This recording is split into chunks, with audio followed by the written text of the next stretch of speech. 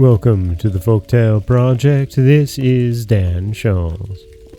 Today we have a story of love, eventually, between a father and his many, many daughters, as well as the love of a man for his king.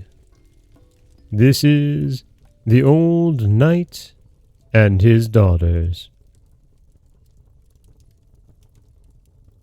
Above Rhine, on a dreary sandstone rock, stands the ruins of the old imperial fortress of Hammerstein. For 1,000 years the storms have beat on those desolate walls.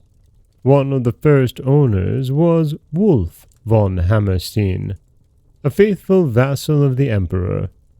It was Henry IV who then ruled, and partly by his own faults, partly by those of others, the crown had indeed become to this sovereign one of thorns. Wolf of Hammerstein had made the historic pilgrimage to Canossa alone with his master. Now, on account of the infirmities of age, the venerable knight seldom descended the castle hill, and only from afar the loud trumpet call of the world fell upon his ears. His wife, now for several years deceased, had borne him 6 daughters, all attractive maidens and tenderly attached to their surviving parent, but their filial affection met with the roughest and most ungrateful responses from the sour old fellow. It was a sore grievance to Wolf of Hammerstein that he had no son. He would willingly have exchanged his half-dozen daughters for a single male heir. The girls were only too well aware of this fact, and tried all the more by constant love and tender care to reconcile their ungracious parent to his lot. One evening it thus befell. The autumn wind grumbled round the castle like a croaking raven, and the old knight Wolf of Hammerstein sat by a cheerful fire and peevishly nursed his gouty limbs. In spite of the most assiduous attentions of his daughters, he remained in a most surly mood. The pretty maidens, however, kept hovering round the ill-tempered old fellow like so many tender doves. Then the porter announced 2 strangers. Both were wrapped in their knightly mantles, and in spite of his troubles the hospitable lord of the castle prepared to welcome his guests. Into the comfortable room 2 shivering and weary travellers advanced, and as outlaws they craved shelter and protection for the night. At the sound of one of the voices the knight started up, listening eagerly, and when the stranger raised his visor and threw back his mantle, Wolf of Hammerstein sank on his knees at the stranger's feet, and seizing his hand he pressed it to his lips, exclaiming, "Henry, my lord and king!" Then, with trembling voice, the emperor told his old comrade in arms that he was a fugitive, and before one who had torn from him the imperial crown and mantle. And when the old knight, trembling with excitement, demanded who this impious and dishonorable man might be, the emperor murmured the words, "My son," and then buried his face in his hands. Rigid as a marble statue stood the old knight. Like a bolt from heaven, the consciousness of his past ignoble conduct had flashed upon him. Suddenly he seemed to feel how tenderly the loving arms of his daughters had enfolded him. He spread out his hands towards them, as if anxious to atone by the tenderness of a minute for the harshness of years. Then the emperor, deeply touched, thus addressed the old man. "Dear comrade in arms, your position is indeed enviable. The faithful love of your daughters will tend you in your declining years. No misguided son, impatient for your end, will hunt you from your home. Alas, for me, tomorrow, accompanied by a few faithful followers, I must go down to battle against my own flesh and blood."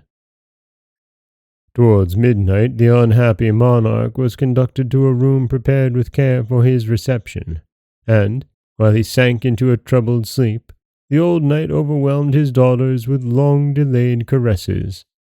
In his heart, he silently entreated for pardon for the deep grudge he had long cherished against the god who had pleased to grant him no son. 3 months had passed by. Sad news came to the Rhine from the Netherlands. The Emperor Henry, was dead. In the midst of fresh warlike preparations, death claimed him. His faithful partisans were therefore greatly grieved, and more especially Wolf of Hammerstein. But the second part of the tidings made him even sadder. The consecrated earth was denied to the unfortunate dead emperor. His coffin was placed in a cellar in Liège without any respect. Whoever wished could go there to slander or to pray for the repose of his soul whenever they desired. When the knight was told of this, he swore vehemently and did not close his eyes for several nights. Then his mind was made up. All the prayers and weeping of the daughters did not make him alter his decision. One day he stood before the Archbishop of Cologne and reminded him how he had saved his life more than 20 years ago, and recalled to his memory that he had promised to grant any wish of the Hammersteins. There was a great discussion between the knight and the bishop, but the fealty of the vassal was rewarded. The strong ecclesiastical protection of the Church of Cologne facilitated the steps to the priest in Liège. Surrounded by pious women and earnest men, he knelt a week later before the sarcophagus, and he pressed his lips to it and murmured, "Henry, my master and king." Afterwards, he had the body transferred to Speyer, where it was placed in the royal tomb. When the mournful vessel went up the Rhine from Cologne, by order of the knights, black flags fluttered in the wind and greeted the dead emperor. Hammerstein was always known later on as the most faithful vassal of the king. And that is the story of the old knight and his daughters, a tale where a knight learns that having daughters is not always such a bad thing, especially since it means you have no son gunning for your head. This is Dan Scholz for the Folktale Project. Don't forget that you can subscribe to the podcast on Apple Podcasts, Stitcher, Google Play, Overcast, anywhere you like to get your podcasts. You can follow us on Twitter at Folktale Project. You can find us on Auto Radio, TuneIn Radio, iHeartRadio, Spotify, anywhere you like to listen. And you can always head over to folktaleproject.com, where you'll find a new story waiting for you every Monday, Wednesday, and Friday. As always, thank you so much for listening.